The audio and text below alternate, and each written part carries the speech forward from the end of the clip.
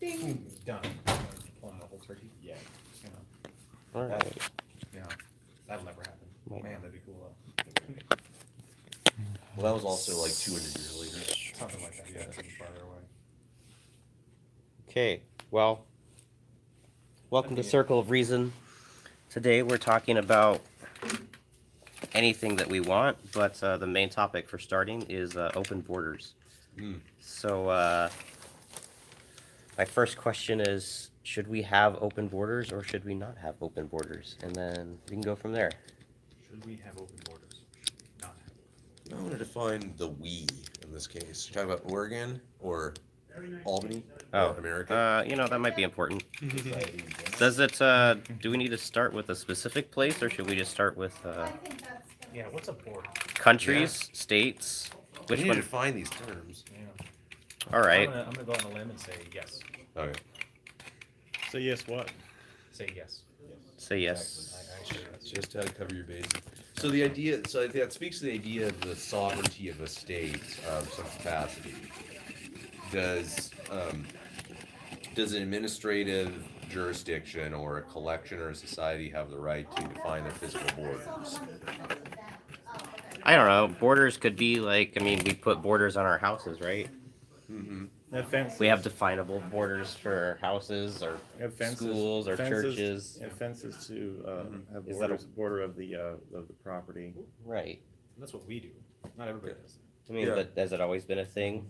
The Is it borders around beneficial? your own land? I mean, obviously not, because private property is newer from the geographical timeline. The concept of private property, but is it beneficial? That's two questions. Is it moral and is it beneficial, or is it morally neutral? I guess you could say. To own Yeah, something. Yeah. To own something, can it be morally neutral to own something? Right? Yeah. So you're claiming something outside of yourself as a piece of yourself, right? You have a legal entitlement to that property to do what you desire with. Legal entitlement. My goodness, those are so many things. I know. There's a lot to unpack. I don't know. Maybe we should go back and just trace the idea of borders back to their origin. Where So did it somebody come was from? like, "No, that's mine." Well, At some but point, even somebody maybe told but somebody else, "That's mine." we even have geographical borders, though, right? That's And my some rock. animals Yeah. are territorial, Yeah. right? So they mark their territory through scent or All the land beyond the river belongs to the Yamutu tribe. scent. Absolutely. Screw them. I don't know how else animals mark their territory. I think They're they slightly taller than us. They use Screw them. pheromones. I don't really think they're not building fences. Who's not building fences? Animals. I Animals use scent to mark their territory. Yeah, they do. I think it's We're not primarily killing everything. how they- know their territory, too. Yeah. That too. They rub on it. They pee on it. Yeah. But as far as, there are multiple types of borders and do we want, natural geographical borders really don't affect us per se as, other than. Physical border, river is obviously the most common. If you're an island, obviously you have a built-in. Well, there sense is of that, border. but within a river, there's a whole water basin, so that could span multiple different types of borders. Yeah. So just, as we've decided to pick things, it's like, well, here's the top of the ridge and this side, or here's the river, that side, this side. Mhm. You create, social, economic, political borders, which may or may not align with the natural border in its entirety. I think the concept of borders also boils down to the idea that within different cultures, within different societies, you have certain innate differences and certain innate different practices that cannot inherently coexist in a beneficial manner with each other. So in a way you could say it's mutually agreed upon that it's beneficial that we have a clearly defined border, not that we have no interaction, but recognize that our particular way of society, our particular way of doing things is different to the point where formal coexistence is not beneficial. And if you want to abandon your society and join ours, then there's a physical mark of demarcation. It's a beneficial practice, you could say. Right. But then, like, Yeah, but that's short. is that just not us being territorial? What's the difference between marking our territory and having borders for protection? Well, it's like a collective group of take our belief on the left Twix and you're the right Twix, and we've just decided that we can live peaceably, but I agree with the left and I agree with the right differently. I don't agree at all with the left twist. Totally wrong. Do we have any? But I They'll feel just like toss the left Twix every time. Completely off base. I feel like historically Yes. it came down to your land and your Well- economic resources that you had available. You Yeah, know, because depending on how you far can't have back all you the go. bison. My tribe gets some of the bison. You can't have the whole river. I mean, we have to share the river. You know, so like you get this half of the river, we get this half of the river. I don't want to live with you, but you don't get to touch my tribe stuff, and I won't touch your tribe stuff. I mean, I feel like primitively speaking, the borders probably evolved out of a need to protect your resources. Maybe. I mean, Yeah. I'm spitballing here. But at some Yeah. point. I don't have a master's like, degree My in this. tribe, we're here already, you gotta go find your own river somewhere else. So, but what is the idea of primacy, like of, temporal primacy? How was your first? Why is that more important than somebody else shows up and says, no, it's fine? Why is temporal primacy, why does that win the argument? I don't know if it wins. It's It doesn't just win, right? The person that's there is making that claim, I was here first, therefore Okay. it's mine. So somebody else shows up and says, well, no, it's mine. What happens now? Isn't that just a human? I feel like that's just an innate human. Like I had this I thing think first. You could say if you have the force to take it, what's to stop you from taking it? Yeah, why shouldn't you? But I don't know. I don't know why we resort to I had it first. It was mine first, so therefore I have a better right to claim. I don't know. It seems like a fallacy, but I guess if something is unclaimed, then it's finders keepers. I mean, we've seen this even in America play out with the Homestead Act, the land rush in Oklahoma where, midnight they just said, okay, go. And people rushed and literally just claimed their land because it was up for grabs. Now, it was also taken from the natives, and that's a whole other story. But theoretically, it was unclaimed from a legal perspective, from the recognition of the federal government. So they said, if you can claim, and if you can develop it. Right. So in that sense, they're saying that people having some degree of autonomy over their own property, if they are invested in it and willing to put time and resources in, develop it, make it more prosperous. If there's Yeah. water down below the surface, for example, and you can sink a well, you're providing a valuable resource that you can possess. If there's grazing land for cattle and you're willing to raise 1,000 cattle that you can then trade to somebody who's raising pigs, you achieve, this sort of trade balance where you can say we can provide resources and we can combine our skills and our resources for the mutual benefit of society. Yeah. I think fundamentally, the fundamental capacity to distinguish, right, between two things, right?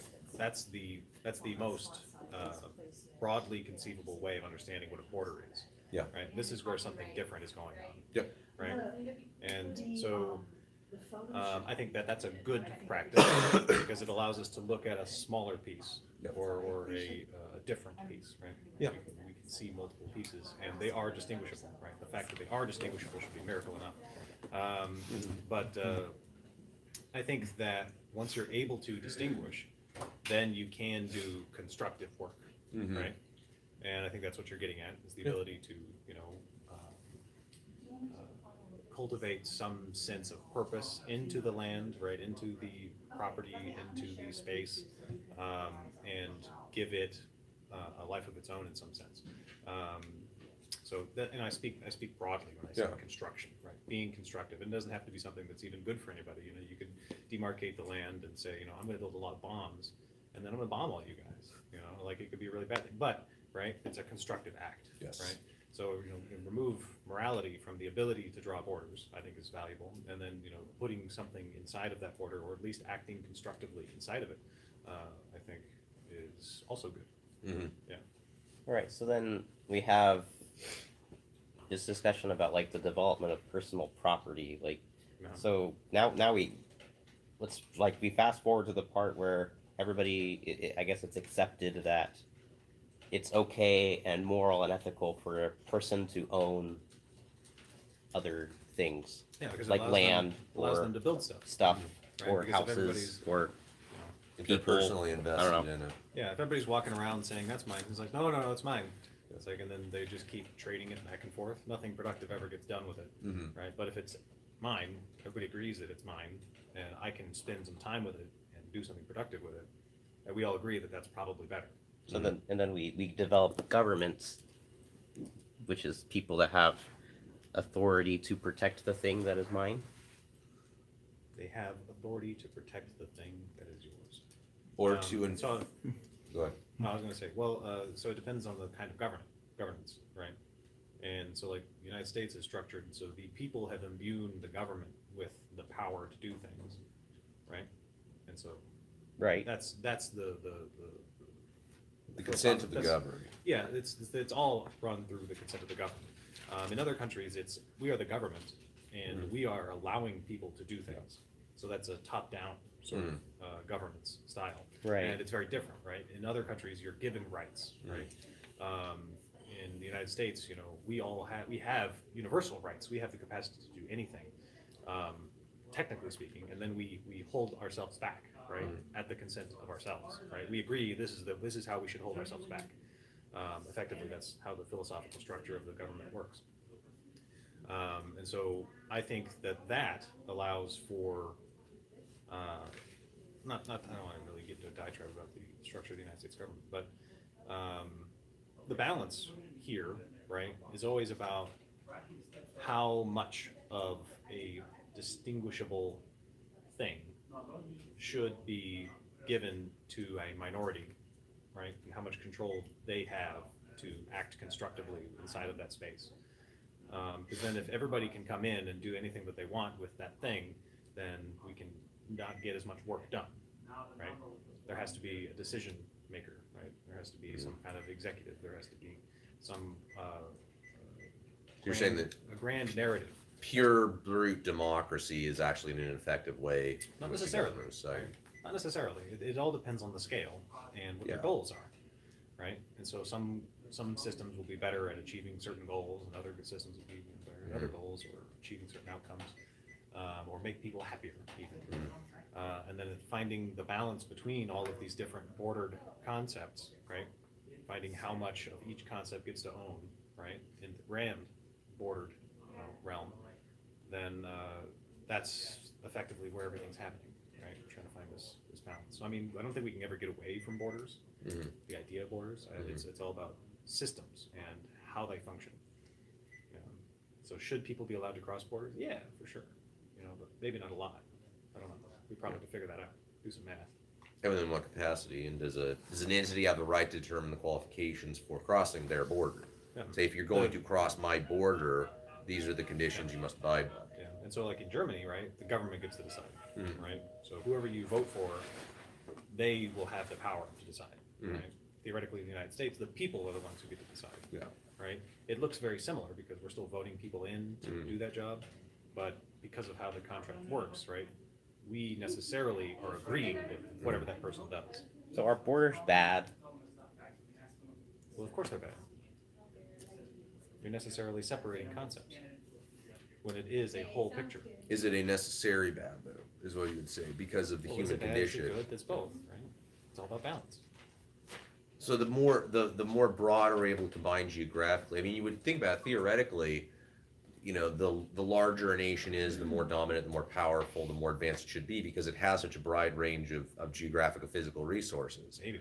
Was it? If you can utilize all of them. Well, and that's the thing. Yeah, it doesn't boil down. I mean, you can have, a 500,000 acres of completely worthless, wretched land with no valuable resources. Right. And it serves with no benefit. I Or it mean, can have lots of valuable resources in a certain area they're not being utilized Yeah. very well because they don't have the structure or whatever to. well, land without the ability to develop it or the means or the knowledge to develop it and make it prosper is worthless. Yeah. I mean, it's again being able to harness it. Wait, so if you don't have the land with the resources, then you can't get ahead to get the other stuff to use to make the land more useful. Like, where does it begin? Do you have to have land with resources in order to be powerful and stuff, or do you have to have the ability to use the resources to become powerful and stuff? Like, how did America become like a superpower, Well, utilizing other people's resources? Europe committed itself to war, and it just warred itself into oblivion. And That then helped. we used a lot of economic sanctions on other developing countries after the colonial system collapsed, because Europe bombed itself into oblivion. So yeah, we were the only people with a strong enough manufacturing base. We took over That the world. kind of didn't have anybody to fight with over here. Yeah, We're geographically separated. yeah. That helped. we had an abundance of land and natural resources that European nations who were stepping on top of each other didn't. I think we fought with Mexico a little bit. A little bit. Yeah. Not much to write a home about. But it's not like being Germany and you're surrounded by a lot of different Yeah. countries. Like, They're "Oh, all time very for another World they're War." all very warlike countries in Europe in the 20th century. Yeah, and their borders They're barbarians. changed a lot. Just like us, so it's great. Well, when you look It's like within the geographic proximity, you know, in Europe, I mean, you can take a 6-hour train ride and, pass through lands that speak a dozen different languages, as their dominant language. And certainly we have different languages, we have different sub-pockets within America, but not to that degree where it's the official language either of that autonomous state or that region. Well, yeah, I feel like Switzerland has 3 official languages. It does. Switzerland is also the country that they didn't want to fight, and they had big hills, and they had their entire population was ready to be armed Mhm. in the case of people trying to invade them. It's really interesting, Switzerland's story. It's where Friday the 13th, the unluckiness around Friday the 13th came from. Oh yeah, Yeah, I forget which French king it was, but he convinced the Pope to, he allowed him, the French king, to seize all of the assets of the Knights Templar, Mhm. and they found out about it. So on the 12th, they took all their stuff, all their money, all their gold, and they just disappeared, right? And so on Friday the 13th, when the French king showed up, the money was all gone, and nothing's like on record. We don't know exactly what happened to them, but then suddenly there was a very large mercenary force showing up in Switzerland that was incredibly well armed and well funded, just established themselves in Switzerland and decided that they exist as a country. Like they just took all the little hill people. Yeah. It's like we're a country now, Just like that. and yeah, it was so basically the Knights Templar just I want to go to Became Switzerland Switzerland. so yeah bad. they made Switzerland My wife has totally family in neutral Switzerland. banking system. Yeah. Because they were the Very first. pretty The, country. the Templars were the first people to develop international banking. Oh, really? Yeah, because they had to get traveler's checks. Yeah. Right. They would issue. You would give them all of your money. They would issue a check, and you just walk to the Holy Land with that check, and then there'd be a bank representative over there, and he could issue you funds. They were the first people to establish. Well, that's really clever though. It's like I don't want to carry all this crap, but Yep. give me the authority to trade it in for Exactly. other crap later with a piece of paper. Like I don't know, it's Yeah. such a novel concept, but it took how many hundreds of years to come up with it? Well, it took hundreds of years to establish the bureaucratic capacity. I'm sure somebody had the idea.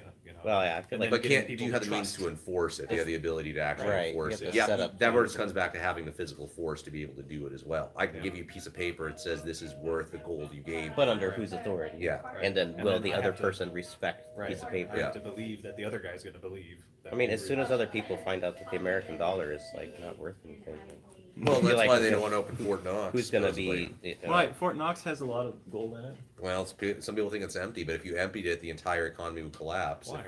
Nothing's based on gold.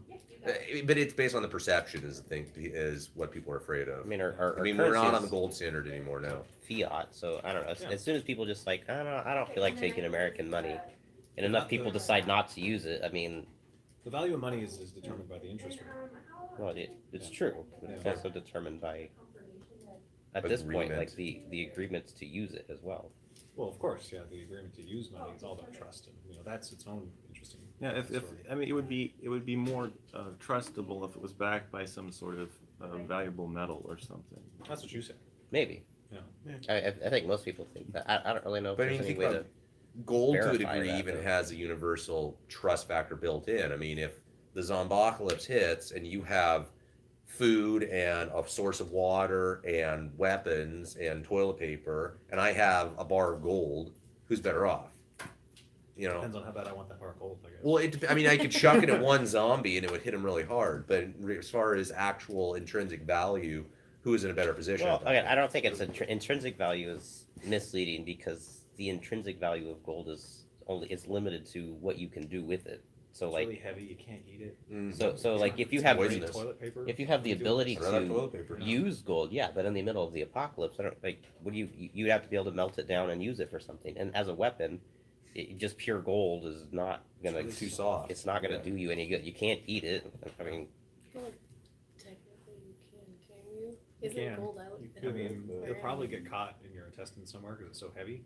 So You then drink just Goldschlager. eventually, like probably just giving. I mean, protection. okay, you can't But- eat it for like the Yes. benefit of your It body. doesn't benefit you. Yeah, you know what I mean. So having food, weapons, and security would be so much more valuable intrinsically and extrinsically Well, and this- than gold in so that that- situation. That kind of ties back, the idea of currency kind of can tie back into our idea of borders. You know, if we had a world currency, you know, that every single citizen of humanity widely used versus when we travel abroad, we have to exchange. What's the exchange rate? Is my buying power increased? I mean, when we went to Mexico, we went right after the Brexit, so we got lucky because the dollar compared to the peso was spiked at that point, but yet the businesses at that point didn't have a chance to adjust their prices because it happened so recently, so we were able to get 25 or 30% more buying power than the week before. Yeah.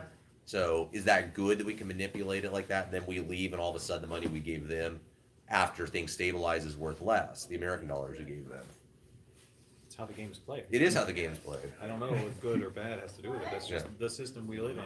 You know, it's hard. I don't know. I mean, I have a kind of a complacency about my voice. You know, but it's these systems. They're all moving, right? They're all the process.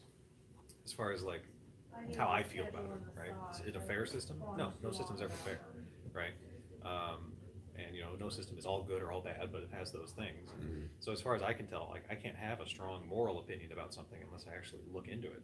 And as far as I can tell, the currency situation, and like you know, It's Tim. exchange rates and whatever, you know, the job of you is to just take advantage of it as best as you How can. dare he not You know, come? and to get whatever The is sign you is know, even right there. legally allowed. Yeah. Yeah, that's what you should be doing. Mhm. Yeah, and I don't see any problem with that personally because it is a moving system, and insofar as you take advantage of it and other people are upset, those people who are upset who can do something about the system will do something about the system.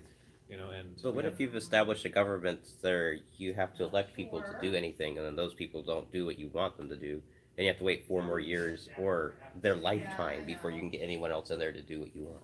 So then you have people that are taking advantage of your system, and you personally, as a person, can't do anything Well- about it because the only thing you can really do about it is to vote for someone who can do something about it. I don't Well, know. but they We've may like not be removed doing what ourselves you so want, but far. they may be doing the what assumption I is you want want, to stay so- where you are. Oh, sorry. What? There's 2 people going. Sorry. That's right. No, I mean, that person may not do what you want, but it may be doing what I want, so. But you're not me. Right. why do I But care there's, what you but there's want? more of him. Yes. Yeah. Well, that's why we don't have pure brute democracy in America because, like you mentioned, the idea of rights. The whole concept of the Bill of Rights and the Constitution says that there are certain inalienable rights you are guaranteed, even if 99.9% of the population said these are dumb, we don't want them. You still can't overrule the 0.01 if it's an inherent right. Otherwise, you just get mob rule. I have 100 people, and I can convince 51 to do what I want to do and take the property of the other 49. Screw the other 49. It was a democracy. You got to outvote it. But that's the Right, whole. so we're not a democracy. We're a constitutional republic with democratic methods of election, I guess. Mhm. So Yeah. that's So, yeah, instead of us, You're right. we've elected our representatives to have that 100 versus 99 power. But well, the thing is, we look at the downfalls and the flaws, but kind of to your point, Jake, we recognize is there another better system in the world? You know, Well, it's certainly an imperfect system, certainly an imperfect model. but- benevolent dictatorship. Yeah, no, Maybe. a single benevolent dictator is the greatest form of government. You look at all the powerful nation states throughout history, they've had one, but they're very hard to come by. Or if they start out benevolent, they eventually turn evil. And Do you Yeah. think that maybe a nation could get too big for one benevolent dictator to? The secret to that is finding a benevolent dictator. yeah, if you can find one, Well, I great. feel like that's the big argument for Keep socialism them and alive. communism is like, well, they just never did it right because they became corrupt and evil. But it's like, Yeah, like but humans. chicken egg. You know? But was it the corrupt individual that made the system bad, or is it the system that gives the person too much power and that just corrupts? I mean, yeah, exactly. I don't know. Absolute power corrupts absolutely. It's like we never did it right, It's a- but how define right? I don't know. Like, where's the It's a- standard? It's a great system that It's a moving doesn't target. know anything about human beings. It's almost Yes. like you have to move the target every couple of hundred years to say like, well, we could do it better now. Maybe I don't know. Maybe. Maybe I we mean, could do it better. I don't know. The argument has always been that capitalism would give us the socialist paradise, and it will, and it's going to look different than what those simplistic models written by a guy a couple hundred years ago predicted. Like whatever that system is going to look like, it's going to go through a democratic capitalist lens, right? Well, that's the thing I don't understand about like the difference between these things. It's like you want, does there have to be like this huge stance, this boundary line between capitalism and socialism? Could you not No. use one to get to the other? Like, so like we like to original- rave about the European nations that have like these socialistic, kind of The tendencies, and Nordic whatever. model. But then like they have this long history of a capitalistic foundation that allowed them to get there. And most Also, of them like, have, political most of them or- have free market capitalist markets that are less regulated than the American Racial system. Sweden Homogeny has is also a no big minimum thing. wage and lower corporate taxes. Yeah. So it's like the way that the Nordic nations do it, and not that it's imperfect, and not that when you look at the societal factors, there's a lot of articles written saying you simply can't recreate that here in America. There's so much more that goes into it, over the last 1,000 years. But the way they do it is they don't punish you just for trying. Like I said, they have very low corporate tax rates on the front. They have a lot of low red tape, and they have no minimum wage in many cases. And if you happen to start a business or start an enterprise that succeeds, and you start earning a lot of revenue, they do have heavy taxation, but they don't punish you just for trying. If you succeed, then they're going to take a decent percentage so they can reinvest it in what they would say is the well-being of the society as a whole and give you certain benefits, but they don't punish you just for trying. So kind of to your point, Daniel, it's allowing the free market, allowing capitalism to prosper to the point where you can provide basic welfare, whatever you define basic welfare to be for the whole of your society. Now, the problem is one person's basic welfare is another person's free handout where someone is freeloading. So where do you draw that line of basic welfare? Well, no, the idea of freeloading, like why is that morally wrong To freeload? to freeload? I mean, who? Maybe it is, maybe it's not, but who gets to decide that freeloading is bad or good? I mean- I think it's a fact of human biology that there will be freeloaders. Mm-hmm. So then you have to build a system that has freeloaders. Just factor that So in. because You have to try to minimize freeloading. Right. Try to So- disincentivize it somehow. Or So try to, disincentivizing and minimizing, right? It's slightly different ways of approaching the problem, right? Disincentivizing means you want to do something to prevent free riders, right? Mhm. And then minimizing it, right, is you structure the system so as that there are less people who do that, right? And so like those are two fundamentally different answers, right, to the same problem. And I think that those competing interests, right, that's where people are making the one side or the other arguments a lot of the time. That's the conversation they're trying to have around that. I do think that a strong safety net is probably what's coming hot and heavy down the pipe politically. I think that we're going to have to look forward to losing all sense of privacy, probably, especially for corporations. And then I think we'll be able to have an informed body of consumers and voters who can look unblinkingly at their politicians and at their corporate entities and decide whether or not they agree with how they're doing business. I think the end of privacy will bring that. Then you essentially have mob rule to a degree at that point. We Where always you- do. It's democracy. What's it? That's what we always do. It's democracy. But I mean, in the age, what scares me about that most is in the age of digital and social media, of misinformation being put out at a moment's notice, how easy is it to whip up a crowd, a frenzy based on, not on reality, but again, on the perception of reality. Right. If I say company A is, killing kittens and selling their body parts on the black market, Right. and people all of a sudden stop investing in company A to the point they go bankrupt. By the time the truth gets out there that they're not, that's a complete lie. Company A is already bankrupt. Yeah. So I mean that's an extreme example, but it's Yeah. not that extreme where we've seen Yeah. this rush to judgment in Yeah. so many cases. Yeah. And if you just whip up enough people based on whatever to say, we're not going to support this, we're not going to do this. Yeah, I don't know. I think that there's it's interesting because with that loss of privacy, I would like a better and easier access to true information. Yeah. Because I guess I don't know if that's gonna work. I don't know about plausibility. I'm talking like idealistically here for a No, second. what I'm saying is I'm not sure that you're actually going to get any truer or more plausible information just from the loss of privacy. No, that's not what I'm saying. I'm saying I would, on a personal level, I have accepted the fact that Google probably knows everything there is to know about me and is using it to track my location and sell me products. Okay, fine. I mean, I implicitly agreed to this by using Google products extensively, all right? But with that loss of privacy, like you said, which I think is a big thing, I would like to be able to use Google to find something true. I'd like there to be a trade-off in a sense. Yeah. And what I find a lot of times is that Google is it intentionally manipulates a lot of the information to where the point it's actually more difficult to find out the source material or what the actual facts are. It's just a lot of opinion based articles, from all, and maybe it's not Google's fault, maybe it's the reporter, maybe it's the journals, but maybe it's I don't Maybe know it's where your the search terms. whatever it is. It's just, but it does. It's a whole lot easier to get like whipped up into a frenzy about Yeah. vaccines causing autism than to actually Yeah. find the actual source material. Or like, oh, okay, he manipulated the information and lied to us. Right. That would have been good to know after before 30,000 kids died. I guess I don't know. I think Jake said an important thing is informed people. And are people going out to be informed, or are they just going out to look for something they agree with? What That reinforces their worldview already because social it's media easy. doesn't help Right. with that. No, it doesn't. Sure. No, Social media this helps. This is the thing. Is like these are the problems that are coming. So isn't Right. social That's how I see media might actually can have an echo chamber where people don't want to talk to people they disagree with, so they just go in these groups with people that they already agree with, and they get feistier and Yeah. feistier. Eventually, Yeah. if not already, there is a building social stigma against doing that, right? And then, like, after the first company or the third company goes under, in the way you described, Garrett, when do we start having documentarians, talking about these corporate structures that are being taken down Well, by these zealots? You've Now noticed the we're- rise in we're- documentaries and Exactly. popularity, which is really Yeah. fascinating. Who wants to Right. watch 2 hours about how they make meat? But apparently that's popular now. It's really popular. I've been watching those for years. Right. Yeah. Well, and I watched one last night on Netflix. It's called Fire. It was a documentary on a music festival in the Bahamas. It was put on by this group of guys that developed an app. oh yeah. Yeah. Okay. It's a great Haven't documentary. seen it. Basically, it was built on But- nothing. Like they promised all these things. It was On like that. these multi-$1,000 villas you'll have, these headliner bands, and none of it was real. None of it was there. But people flew in and they were staying in like hurricane tents, with like processed grilled cheese sandwiches for their food. No toilets, no running water, no nothing.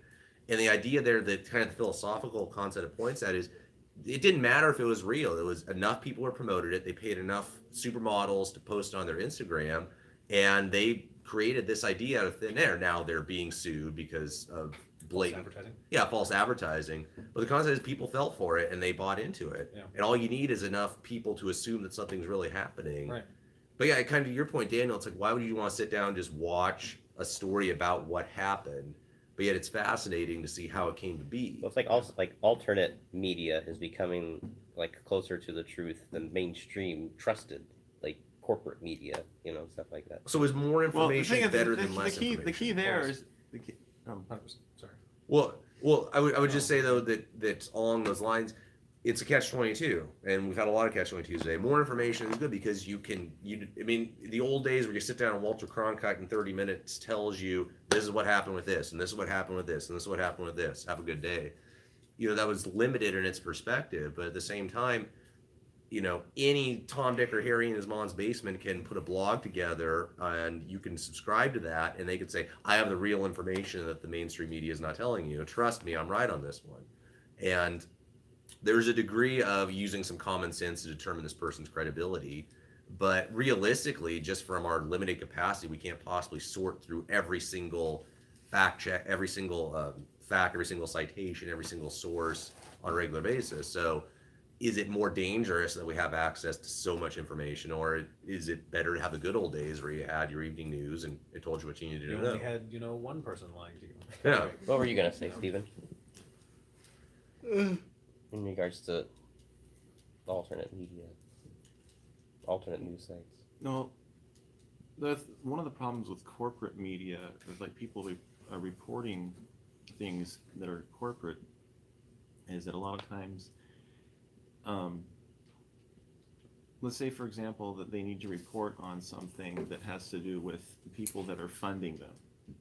Now they're going to slant that to make those people look good because they don't want to lose their funding. Well, and I Don't think bite the hand that feeds you. part of the like there's this interesting rise, and I don't know if it's new or not. I just notice it more, but now I notice more moral and ethical commentary on the news being presented rather than just Facts. the news and the facts. And Yeah. stories have always been what sells, so there's always a narrative involved. But I don't know, is it just me, or does it seem like the morals and ethics of the story concerned are driving a huge like amount Because that's of what people feel They're right doing now. that. They're That's what doing that that's more and more. They're having less and less, just sort of. They're being less and less objective on the news. Well, the more they can draw you in, the more you'll watch, and the more they can Advertising. advertise and keep that system going. And you'll tell your friends, hey, look, I listened to this, and they're really good, and this person talks really well, and they've got all these deep issues, and whether it's true or not, it's just this whole cycle of getting people in so somebody can make some money. Well, in the whole idea of true, I mean, we have libel laws to protect somebody against blatantly making false accusations that they know are untrue about you. If I say, Daniel sells body parts out of his, or no, sorry, I shouldn't keep being some more. Oh, okay, here. If I say Daniel ran over a girl with his car last night, in downtown Albany, he could say, no, I didn't. You're Incredibly lying. You're specific. blatantly making up false information. But if I say, well, there was a girl who was hit by a car in downtown Albany last night. We don't know exactly what Daniel was doing at that time. I'm not saying he hit her with his car. I'm just saying kind of suspicious. Yeah. There's absolutely no protection for that whatsoever. So we're in the age of you don't need to prove anything. Right. You just need to throw some stuff out there and then allow people to connect the dots in any way they can, and you're completely protected from any sort of repercussion. Yeah. That's why you just wait more than 15 minutes to start spreading that around or getting really upset about something, and then the people who are interested in all of these things and try to be fact checkers or the reputable sources, right? They all rise to the top Mhm. because those are the ones where everybody starts to drift towards. Yep. They spend more time at those sites, and so that adds up in the algorithms, and those sites are the ones that start populating the search results. And And that happens, sometimes they are wrong. 2-3 days afterward. Sometimes they're less than accurate. And unfortunately, then people have moved on. Not all of them, but a decent chunk of them said, "Oh, I don't care about that anymore." Right. And I mean, look at that's the the thing. If you don't care about it in Yeah. 2 days, how important was it? look at the Covington High School story. I mean, that's a classic example of, oh, what, we were completely wrong. Oh, well, whatever. I moved on to another story. Right. And meanwhile, these kids were receiving death threats and people calling for their heads, literally on live TV. Yeah. And Well, I mean, that's what I mean by like moral and ethical commentary around news stories. I guess I don't really want to tune into the news and then be told I'm a horrible and decent person by the newscaster. It's not why I watch the news. I don't want Pulls to be. up a picture of Dan Pace and says, "This guy." No, is an asshole." it's through Yeah. association. It's Well, through the big blanket of associations that everyone wearing a red hat is now whatever, fill in the blank. Right, Like but- the kids wearing the red hat, and then you got a 20-second video, and then all of a sudden they are all these terrible things, and then thereby by extension, anyone who agrees with them or has ever been associated with them for all the way back to eternity is these things. Like even from 10 years ago, if you made inappropriate comments, well, then you don't deserve your job now, despite the fact that you may have apologized multiple times. You may not do that anymore. It's not enough. You're still guilty because this person has made that moral judgment on your character now. That's where I'm kind of like, I get confused because like I thought I was supposed to be watching the news, not being told how to behave morally and ethically towards my general societal why, counterparts. That's what's interesting to me. Yeah. And people aren't watching it anymore, and it becomes more and more inflammatory because that's the only way it understands how to get people to watch, right? And so those news sites are dying, right? Those news sites are dying. The people, the platforms that are more inflammatory, they have these brief moments of being really popular, and they're slowly wearing down. Those people, their voices are just not being heard anymore because the human societal immune system is starting to understand, oh, this new social media thing, it just spreads a bunch of lies and gets people excited. Maybe we should tone it back a little bit. We're starting to spend time away from our screens. So you I'm feel like we're talking kind of about- like moving towards a self-correcting. That's what's always going on. Yeah, well, I would say the alternative media sometimes seems to be trying to report the facts more. There's sometimes the mainstream media is the ones where they get on their soapbox and then they start telling people how they should live and what they should do instead of reporting what happened. And Well, it I is don't true know. what Jake say though that a lot of the mainstream media companies are losing lots of money and views, and they're not really as I relevant. don't watch it anymore. Right. I don't I don't- spend any time People don't whatsoever. like being told what to do by the news. I was never a big news watching guy. Yeah. Anyway, so.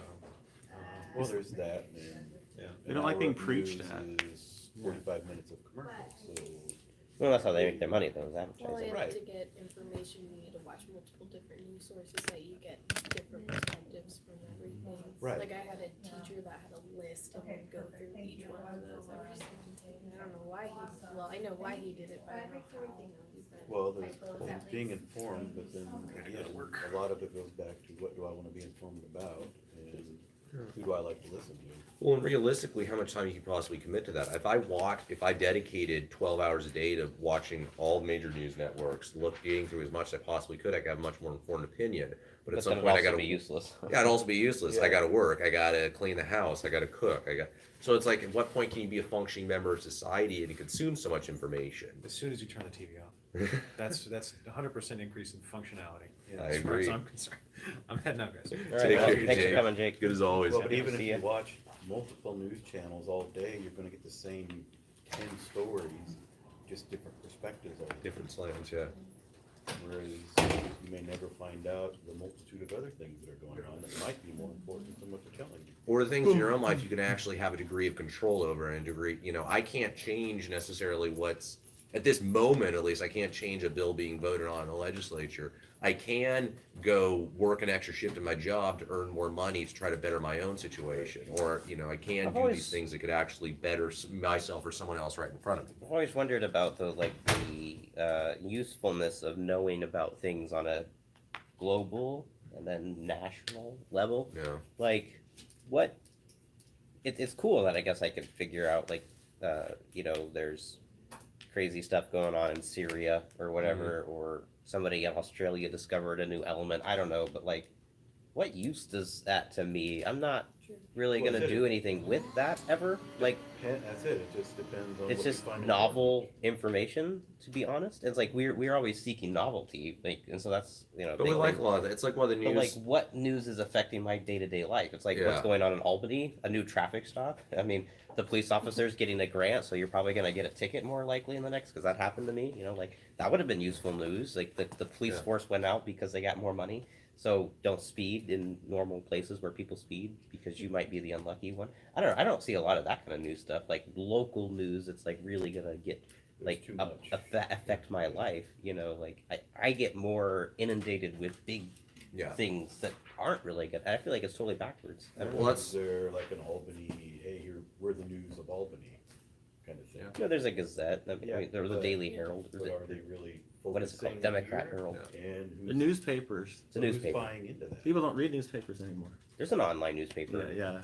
Well, they always say like with But it's like elections, one guy. people focus on state and national races, but they talk about like your local ballot measures. To your point, Daniel, are actually going to have more of an effect on Yeah, your like daily my life. state tax that I didn't vote on. Like, Yeah. thanks, Governor Brown. I didn't vote for that, but I guess now that's a new thing. Our school tax. We were Like, doing Financial Peace University with a couple of our students last term, and we talked about housing tax and property tax. Now you always had to be cautious, and be cognizant of as new taxes are passed, new levies, that your property taxes go up. And I said, yeah, ours went up like $350 with the passage of the new school bond. And they're like, what?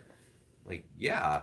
They're like, isn't that just something corporations pay? I'm like, no, it got voted on, it passed, so every homeowner in all of Salem saw an increase in their property taxes. So just like that, for something we didn't vote on, we had to pay $350 more in taxes a month. And then for them, it was just this mind-blowing concept. But Well, it's like you said, I didn't vote on that. The but legislature. it It affects my was daily life. supposed to be able to have a thing with taxes where I thought there was something we voted on. That was voted on that you have to vote on all taxes and stuff.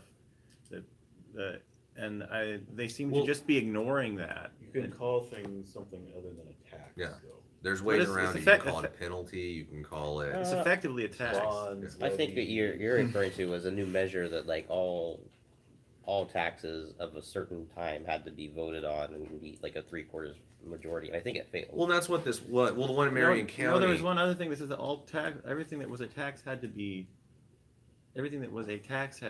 like voted on, and then the one that failed was that everything that wasn't a tax that would cause an increase in fees.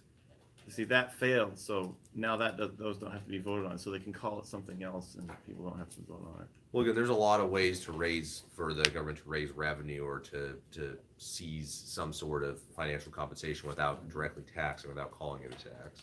I once heard R.C. Sproul had a really good point where he's talking about Jesus' example, the question he's asked, whose image is on this coin, the idea of taxation. And he said, you should never be willing to vote for a tax that you are not going to pay yourself from a moral perspective. If you're willing to vote for it and say, I'm willing to contribute my share, this is going to affect me. But when you're a citizen, like so for example, if you're a non-homeowner voting on a tax, it's going to tax people who are homeowners, and you vote yes, you're essentially voting to take money from somebody else without giving any of your own. Mhm. So that's an interesting moral perspective. Or, are you willing to pay that tax yourself? So to that point, you could say, hey, I'm the one this is affecting. Chose not to pay it. I'm having to pay it. You chose to pay it, but you're not actually paying it. Yeah, property tax is very unfair. Yeah, you get penalized simply for owning. Right. Well, and I think that I've heard it said it's not taxation in general, it's the way that revenue is used. The idea that I'd pay 90% of everything I own if I had competence and if I had confidence and assurance that it will be spent properly and actually benefit all society. And that gets back to the Nordic model. And they talk about this with many of the Nordic countries. There's been centuries of kind of this cooperative, collective mindset, partially because it's been a largely homogeneous population with a common shared work ethic and shared cultural practices. And that's something that in America is vastly different with our large kind of amalgamation of different cultures. And so you could say the blessing of that is we have so many different cultural experiences, we have so many different cultures represented in America, which is a good thing. At the same time, when you try to mesh all those different styles and ways of doing things, we just kind of assume that somebody coming from a completely different system is going to be able to just mesh right in and go with the flow. And it just simply doesn't happen that easily. Whereas in Sweden and Finland and Norway, they've had largely homogeneous populations for centuries. And that's why you can have sort of this collective cooperative mentality easier than you can in a place like Yeah. America. So it's a trade-off. I saw something, one of those countries, or maybe all of them, it's like a 70% income tax. Yeah. And In Denmark has the highest in the country. It's 65% income. And then there's numerous other taxes. Just like the average Dane pays like 85% of everything they earn in taxes. yeah, but this show is asking people what they thought of that. And it's like, well, it's fine because we know people are getting taken care of from this. Yeah. And we're also receiving benefits, so it's not like we're just giving money away. It's like, Well, that's interesting because I know a lot of people that pay taxes and they get upset because like they aren't receiving the benefits of the taxes they pay. So Yeah. like if you make a lot of money, you pay a lot of taxes, but if you make a lot of money, you don't get state health care and you don't get food stamps because but you there's an get to income use the limit. roads, you get to use the bridges. Well, but and so- yeah, but nope. I mean, and this is like biased, I think too. Like no one really thinks about those. They're just always upset about like the people using food Well, stamps and the benefits that they Right, don't get, and at they're one paying point, for it. There was somebody trying to push, well, I don't have kids, so I shouldn't be paying school taxes. There are taxes that support schools because I don't have any kids using the schools, so why am I paying taxes? Well, and you could, from their point of view, from the other side, you would say, well, the society as a whole benefits when we're well educated. So you're indirectly benefiting. If the children in your neighborhood, in your region are better educated, it goes to benefit the whole society. like But it- then on the other hand, you have things like, here is a state tax, or it's tax on the entire state, to help this thing in Portland that you only get to use if you live in Portland. Well, that's the issue with baseball to Portland now. I guess I do kind of have an issue with that. Like, why am I paying taxes to pay for a railroad that I will never use in my entire life? Yeah. I mean, maybe I don't really have a problem with it, but that's just like an example. Well, they're wanting to add like 10 miles of max line, which is going to be like $1 billion in Portland. Now, I don't think they were looking for any statewide taxes. The legislators in Portland, the local commissioners, put the money aside for it. So, but if it was, for example, if they wanted to do a statewide tax again to pay for that max line in Portland, you could easily say, I'm never going to use that. Why? So that comes down to the issue of, at what point should you be expected to pay for a tax if you're receiving no benefit? Or, if we're not going to send our kids to public school, but we're having to pay the school tax in Salem.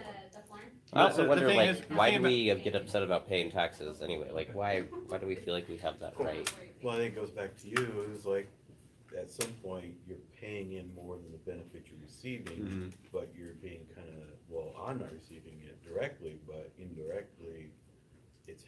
society. If society's better, then I get better stuff. There's more education. Then I get better doctors, better this, that we don't really think about. What about the idea that the free market could actually handle most of the things that taxes pay for better than taxes? Well, before 1914, we had no federal income tax, yet we still had schools and firefighters and Right. hospitals and roads.